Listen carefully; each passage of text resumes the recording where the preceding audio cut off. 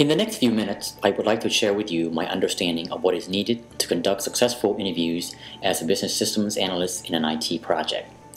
This is not an in-depth discussion on this topic. The purpose of this guide is to give you a quick reminder of key points for you to consider before you start. As a project manager who has served as a systems analyst from time to time, I find that a short reminder like this is quite helpful when I have to conduct interviews. This is presentation 1 in a series of 3 dedicated to the interviewing process.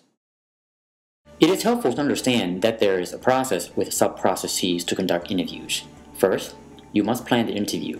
Second, conduct the interview. And third, create the outputs. Systems analysts, along with the project team, have to interview subject matter experts or members of different organizations and departments during the early phase of the project. The results of the interview are used by a variety of reasons. In majority of my experience as IT project manager, the outputs from the interviews are used for planning and creating agenda for requirements gathering sessions.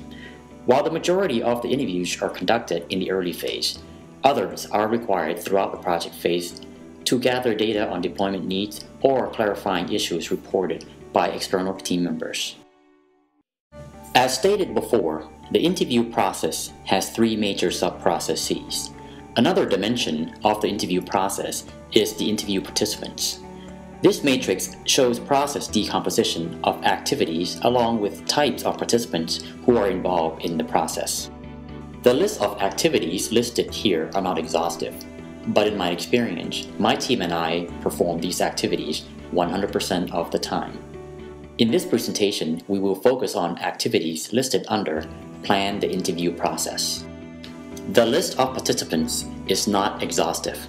For example, team member's role is a composite of other roles such as lead facilitator, business system analysts, architects, and engineers. More detail about their responsibilities, tools, and techniques will be available in presentation number 2 of this series covering the next process, Conduct the Interview.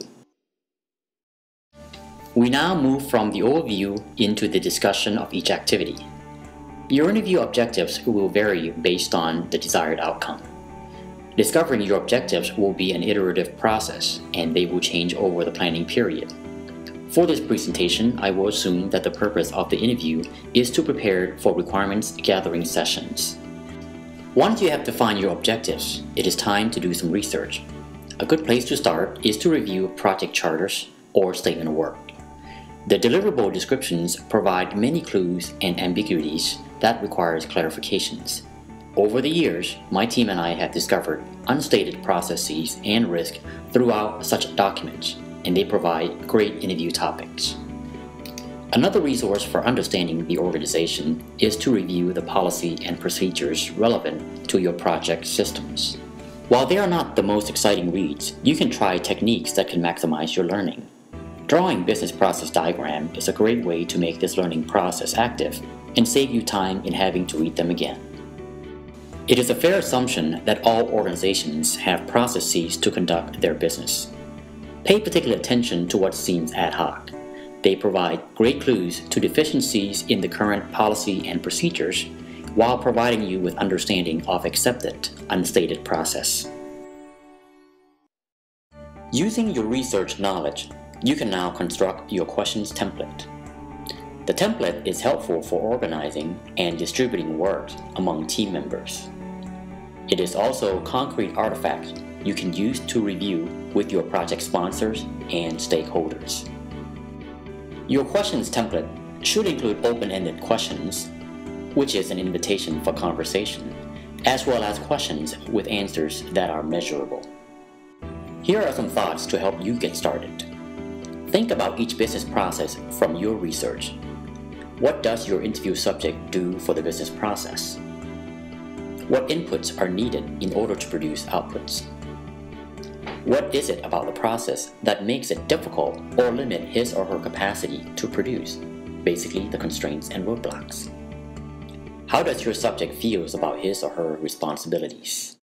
Once you have completed your research, prepared an agenda, and created your questions template, you should review the artifacts with your project sponsors and stakeholders.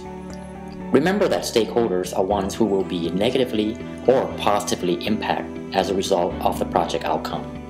Their feedback to your artifacts provide great clues on where they stand. Use any negative feedback as opportunity to get clarifications and seek to understand the root cause. The final step in the planning process is to schedule time with your subjects. In preparation, you should determine how long each interview will take, prepare a summary of the interview steps and questions template to be included in the invitations. Finally, send the invitation. While doing so, send out several available time slots. It will help you limit unneeded communications. In addition, try not to schedule interview immediately after lunchtime. It creates too much of a rush in a busy day.